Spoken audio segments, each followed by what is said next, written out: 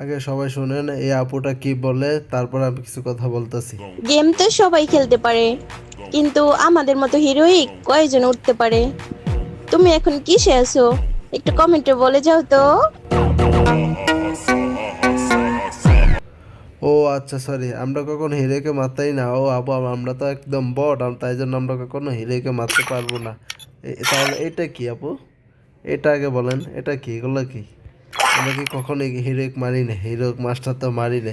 আমি হিরোইককে ডায়মন্ডকে সেটাই তো আমরা চিনি না।